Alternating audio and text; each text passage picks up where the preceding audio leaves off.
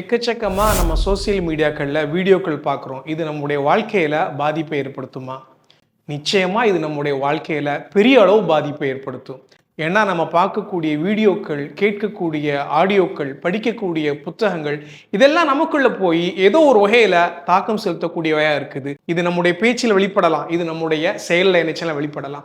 நம்முடைய ஆளுமை என்பது, நம்முடைய பெர்சனாலிட்டி என்பது 2 வகையான விஷயங்களால் ஆனது. ஒண்ணு நம்முடைய இயல்பான பண்புகள். இன்னொன்னு நாம உருவாக்கக்கூடிய பண்புகள். நாம உருவாக்கக்கூடிய பண்புகள் அப்படின்னா இப்படித்தான். நாம எதை பார்க்கிறோமோ, எதை கேட்கிறோமோ, எதை படிக்கிறோமோ, யாரோட பழகுறோமோ, யாரை விரும்புகிறோமோ, எந்த வகையான மனுஷங்களோட உட்கார்ந்துருக்கோமோ, இதெல்லாம் சேர்ந்து நமக்கான பண்புகள் வந்து உருவாகி வரும். நம்ம தவறான வீடியோக்களை, ஆபாசமான வீடியோக்களை பார்க்கும் பொழுது நம்முடைய சிந்தனையை நாமே அழிக்கிறோம். நம்முடைய ஆற்றலை, நம்முடைய எனர்ஜியை நாமே வீணாக்குறோம். இது நமக்கு தேவையில்லாத பதற்றத்தை, தேவையில்லாத அழுத்தங்களை உருவாக்கக்கூடியதான் இது இருக்குது. நமக்கு வரக்கூடிய பல பிரச்சனைகளுக்கு இதுவும் ஒரு காரணமா இருக்குது.